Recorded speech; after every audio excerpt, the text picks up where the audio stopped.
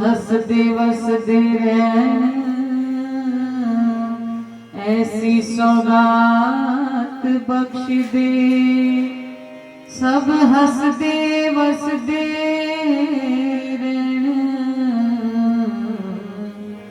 ऐसी सौगात बख्श दे, ऐसी सौगात बख्श दे। बोलो मेरे श्री गुरु महाराज की, बोली साची दरबार की।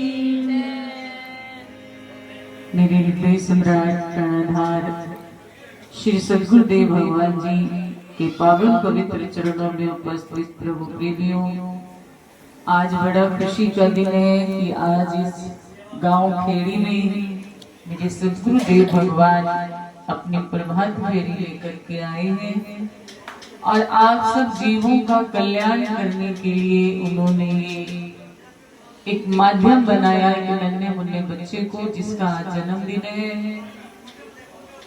गुरु कब कृपा करे, कैसे करे, किस वक्त करे, ये वही जानते हैं।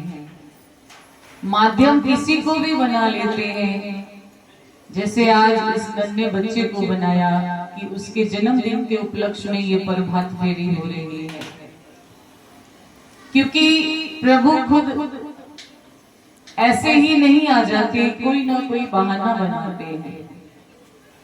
उस बहाने को लेकर के सदगुरु का आना होता है। जैसे आज आना हुआ है, इस आंगन में प्रांगण में खुशियां आई है।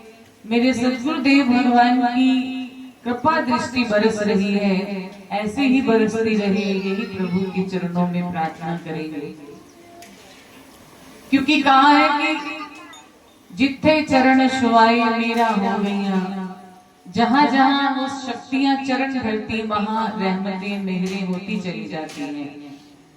मेहर हर जगह बरस रही है, उनकी हर जीव पर बरस रही है, लेकिन आज उसी की झोली में ठहरेगी जो दामन फैला के बैठा है।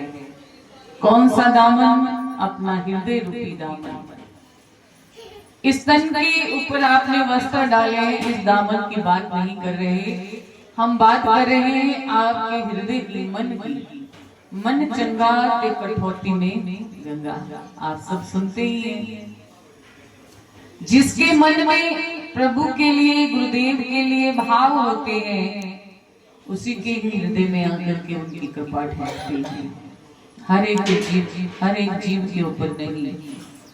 जैसे भगवान कृष्ण के पास अर्जुन भी गए और दुर्योधन भी गए, क्या करने? भगवान को भगवान से मांगने। लेकिन भगवान ने जब कहा, लेकिन दुर्योधन नहीं समझा। दुर्योधन को संख्या में लोग चाहिए थे, लेकिन अर्जुन को भगवान चाहिए थे, अकेले, और वो भी निहत्थे। इसीलिए अर्जुन ने हाथ जोड़ करके कहा, प्रभु मुझे तो बस आप ही चाहिए। और दुर्योधन को सेना चाहिए थी, उसने सेना मांगी, अर्जुन ने भगवान को मांगा। आप और हम सब अर्जुन और दुर्योधन की भांति हैं। अपना ध्यान इधर लगाइए, थोड़ी देर के लिए हमने आपके साथ बस जुड़ना है, उसके बाद आप लोग अपने घर में और हम अपने घर में। इसीलिए जितनी देर भी यहाँ बैठे हैं, अपना ध्यान गुरु महाराज जी के चरणों में लगाइए और शब्दों को ध्यान से सुनिए। अर्जुन और दुर्योधन एक ही जीव, एक ही परिवार के दो सदस्य थे, लेकिन कृपा किस पर हुई? जो भगवान को भगवान से भी मांगता है। अर्जुन ने भगवान को मांगा तो कितनी कृपा हुई कि उन्हें खोया हुआ राज्य भी मिल गया और युद्ध में विजय प्राप्त हुई। और दुर्योधन ने भगवान को ना मान करके उन्होंने उनकी सेना मांगी, तो क्या हुआ? आप सब महाभारत जानते हैं। इसीलिए आप और हम सब अर्जुन और दुर्योधन ही हैं। आज वही प्रभु को पाएगा जो अर्जुन की भांति प्रभु से प्रभु को पाए मांगेगा। कहीं ऐसा ना हो कि आप दुर्योधन की तरह मन में विचार लेकर के बैठे हो, मुझे वो मिल जाए, मुझे ये मिल जाए, मुझे संसार की वस्तुएं मिल जाए। आज अगर आप बैठे हैं उस सरकार के चरणों में, तो एक ही भाव लेकर के बैठिए कि बस मुझे प्रभु का सानिध्य प्राप्त हो, मुझे प्रभु की शरण मिले, मुझे प्रभु का आशीर्वाद मिले, मुझे और कुछ नहीं चाहिए। जिसके पास जगतपति परमेश्वर होके, उसके जीवन में किस चीज की कमी रह सकती है भला?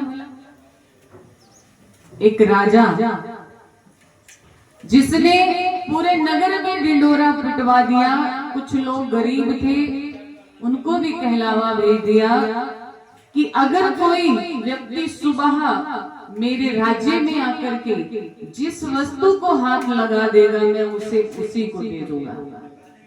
सब लोगों के मन में बड़ी इच्छाएं जागी। किसी ने कहा कि मैं तो सुबह जाकर के सोने की वस्तुओं को हाथ लगाऊंगा, किसी ने कहा मैं हीरे के भरे हुए थालों को हाथ लगाऊंगा, किसी ने कहा मैं तो सारा सामान ही रसोई घर का उनको हाथ लगा करके राजा से ले आऊंगा। सभी भीड़ इकट्ठी हो गई। जब राज दरबार का दरवाजा खुला, अंदर बहुत सारा सामान तरह तरह का रखा हुआ था और राजा भी सिंहासन पर बैठे थे।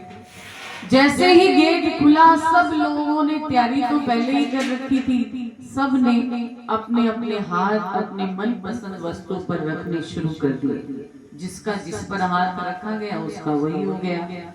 एक छोटी सी बच्ची जो हर वक्त अपने मन में यही सोचती थी कि मुझे राजा बहुत अच्छे लगते हैं, मुझे बड़े अच्छे लगते हैं राजा, वो पूरे भीड़ में से निकलती हुई एक दूसरों को हटाते हुए राजा की तरफ बढ़ती हुई आ रही है। अब राजा देख रहे हैं ये छोटी सी बच्ची कर क्या रही है, सभी को पीछे हटाती हुई चली